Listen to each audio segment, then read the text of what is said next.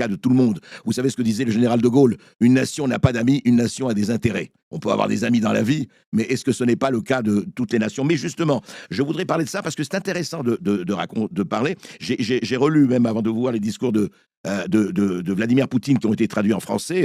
Il y a eu 2 ou 3 livres. Et effectivement, dans les années 2003-2007, il était question d'un rapprochement, enfin, voulu même par la Russie, avec l'Europe. Enfin, en tout cas, il y avait des discussions, ou en tout cas, il y avait des avancées. Et puis, ça a tourné comme ça a tourné aujourd'hui. Et aujourd'hui, je voudrais vous montrer, je voudrais avoir votre réaction.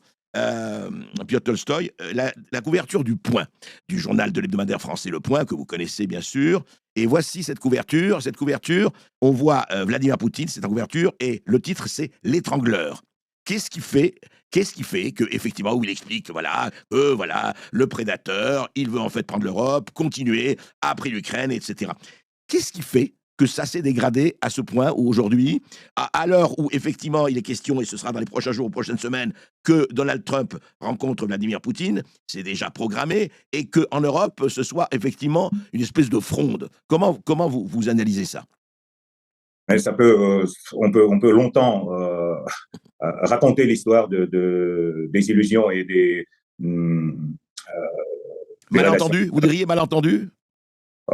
C'est pas le malentendu. Je crois que c'est plutôt quelque chose qui c'est pas un malentendu. C'est l'incompréhension des Européens que la Russie c'est une civilisation à part, que c'est pas une grosse Pologne quoi. Et Yeah. donc l'idée des Européens, notamment des Français, à nous donner toujours des leçons comment il faut vivre, comment il faut bâtir la démocratie. Mais c'est aussi quand même l'élargissement de l'OTAN à nos frontières, c'est aussi le refus des discussions sur la sécurité, parce que la sécurité, il ne peut pas être la sécurité pour les uns et en sécurité pour les autres. Et donc, tout ça, ça a amené d'abord au discours de Vladimir Poutine à Munich, à la conférence sur la sécurité internationale à 2007. 2007, oui. Il a ouvertement dit que soit vous arrêtez avec les doubles standards et on commence à coopérer ouvertement, soit cet antagonisme va progresser.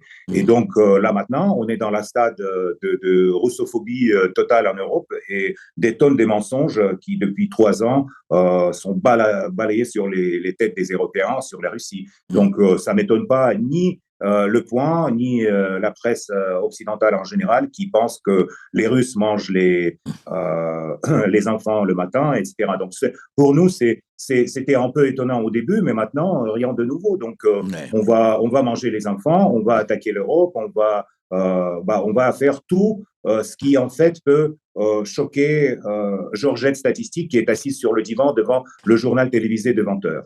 Donc nous sommes les méchants, et donc nous sommes les méchants parce que nous ne sommes pas comme les Français, les Anglais, les Italiens, etc. Ouais. Donc à mon avis, c'est ça en fait l'incompréhension totale, c'est ça le début. C'était encore dans les années 90, parce que l'Europe a pensé, comme d'ailleurs les États-Unis, que on a gagné la guerre froide, ok, et maintenant les Russes, ils vont devenir, je sais pas, espèce d'un grand pays, mais qui en fait répète tous les trucs. Et Piotr Tolstoï, certains disaient même que, il faut le dire, y compris du côté des États-Unis, on pense à Zbigniew Brzezinski, les néoconservateurs, que la Russie, qui est un pays de moujiks, oui, avec des centrales nucléaires, devrait être démembrée. C'est quand même aller jusque-là, chez certains. Oui, tout à fait, tout à fait. Et en plus, oui, mais ça jusqu'à présent, cette idée, en fait, il domine dans la classe politique européenne, parce que, par exemple, en Europe, très peu de gens savent que, par exemple, l'Ukraine, ça faisait partie de la Russie depuis 3 siècles. Et c'est seulement 30 ans qu'il était soi-disant indépendant. Soi-disant parce que la Russie a subventionné l'Ukraine avec les prix de gaz, de pétrole, plein des avantages. Mais maintenant, c'est aux Européens à payer ça. Donc, à mon avis, c'est bien aussi pour revenir un peu en arrière. Oui. Alors justement, maintenant, il y a aussi, Piotr Tolstoï, il y a un nationalisme ukrainien qu'on ne peut pas nier, quelque part, quand même. Oui, il y a bien sûr cet nationalisme ukrainien. Il a été d'ailleurs grandi par les communistes.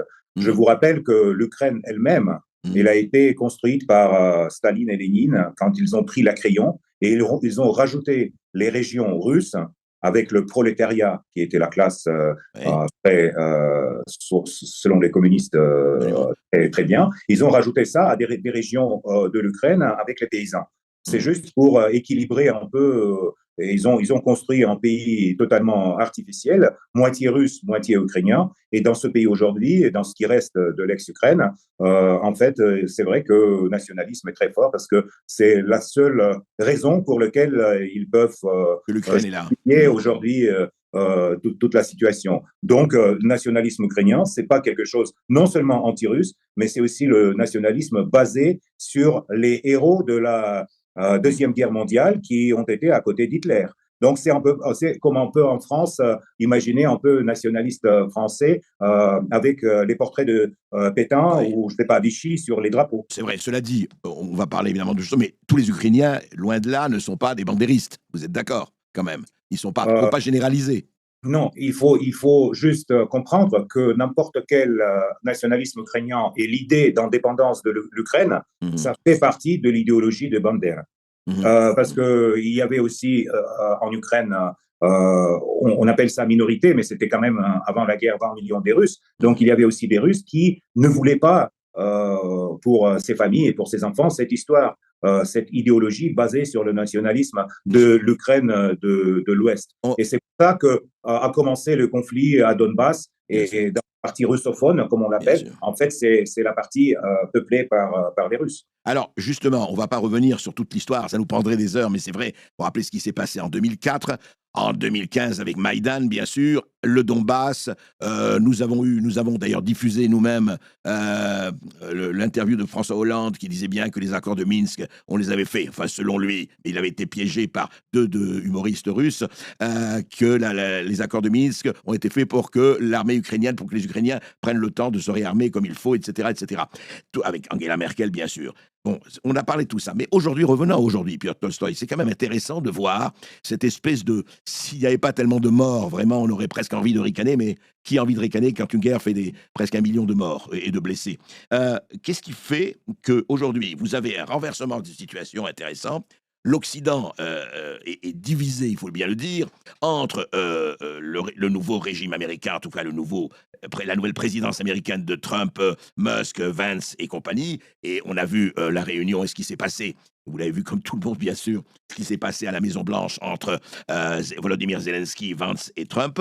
Le fait qu'aujourd'hui, il y a incontestablement une division, et non seulement une division, et je voudrais avoir vraiment votre sentiment là-dessus, d'analyste et de politique, c'est qu'en même temps, on a l'impression que l'Europe, enfin une partie de l'Europe se dit, ah non, c'est nous qui allons prendre la relève. Voilà, l'Amérique est en train de lâcher l'Ukraine, l'Amérique est en train de nous lâcher quelque part. Eh bien, c'est une occasion pour nous, Européens, enfin encore une fois, pas tous, mais certains, eh bien, on va faire une défense européenne, on va faire une armée européenne, etc., etc.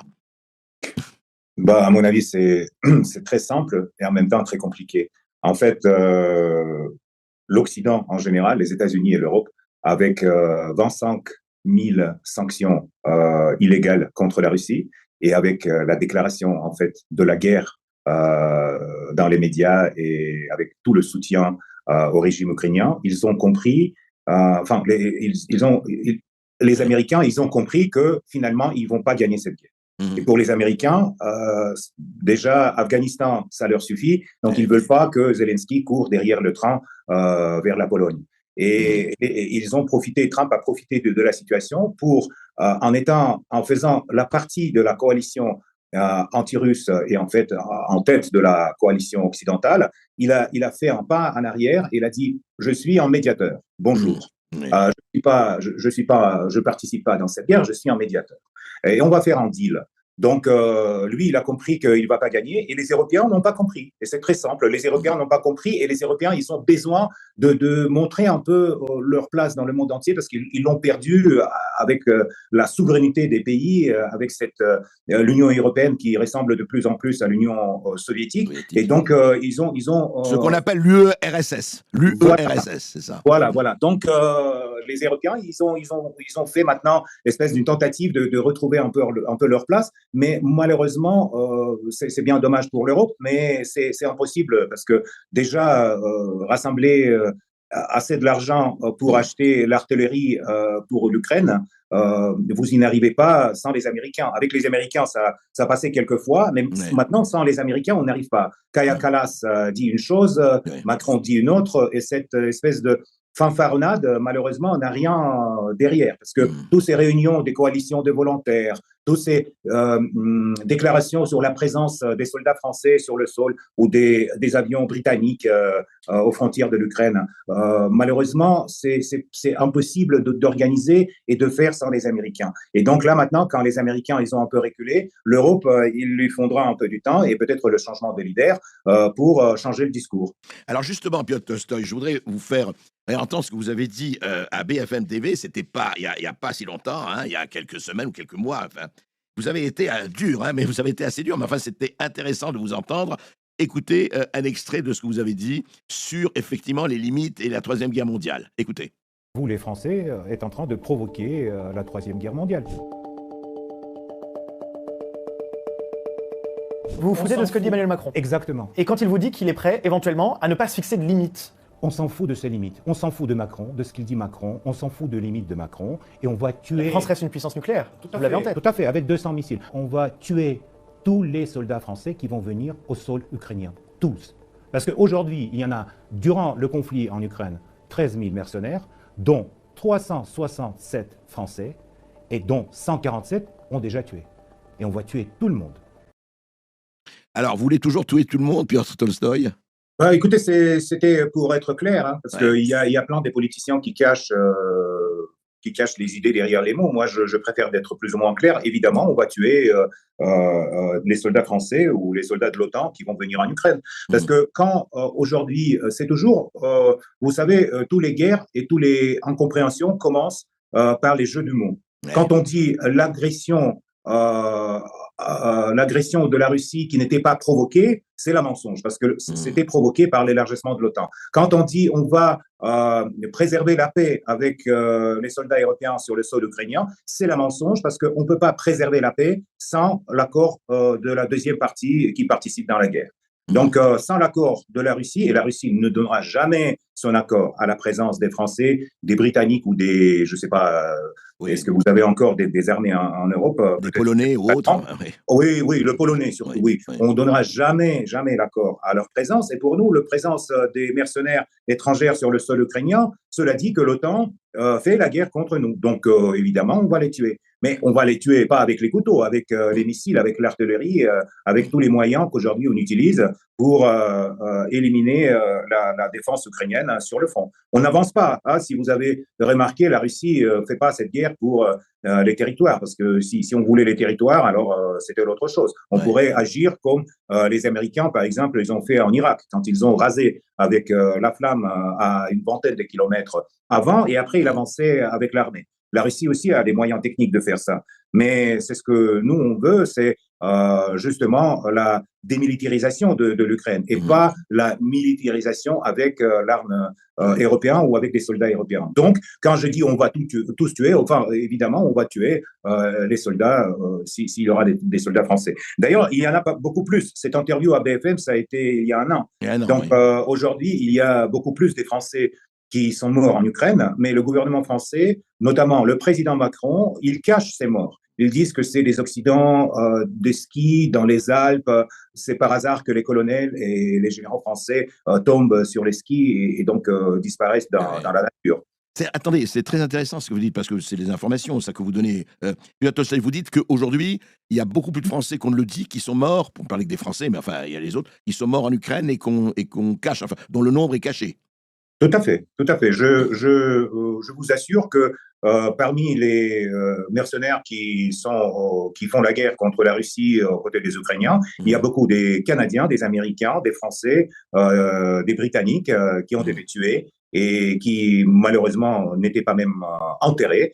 Mais il y a aussi des dizaines des spécialistes français qui ont été tués, par exemple, dans l'hôtel de Kryvyi Rih après le bombardement russe.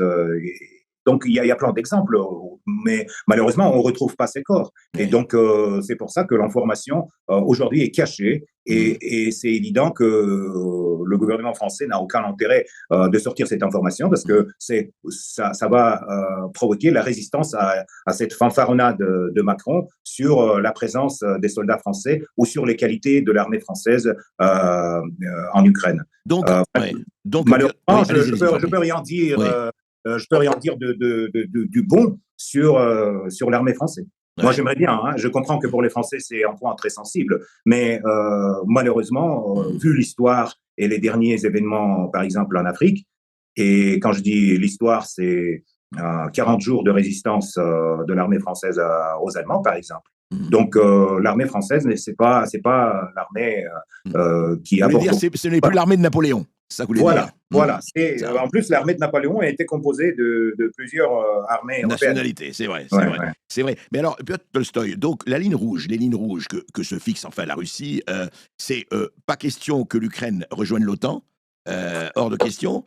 Pas question donc, si j'ai bien compris, que ce soit le président Macron ou Keir Starmer, l'anglais, ou autres disent oui, on enverra des troupes, par exemple, s'il y a cessez-le-feu, on n'en est pas encore là, pour justement axer le cessez-le-feu, mais à supposer, ça va être, vous dites non, il n'en est pas question, ça c'est quelque chose d'inacceptable. Tout à fait, c'est inacceptable. Ouais. Mais c'est en fait la perspective d'adhération de l'Ukraine dans l'OTAN et les stationnements des troupes étrangères sur le territoire ukrainien, c'était une des préoccupations de la Russie avant le commencement de l'opération militaire spéciale. Donc, pour nous, évidemment, c'est inacceptable. Et il y a aucun cessez-le-feu pour l'instant. Et donc, le problème, c'est qu'on ne peut pas, Macron et Starmer, ils pensent qu'ils ont les moyens de mettre la Russie devant le fait de leur présence. Ce n'est pas le cas. Alors justement,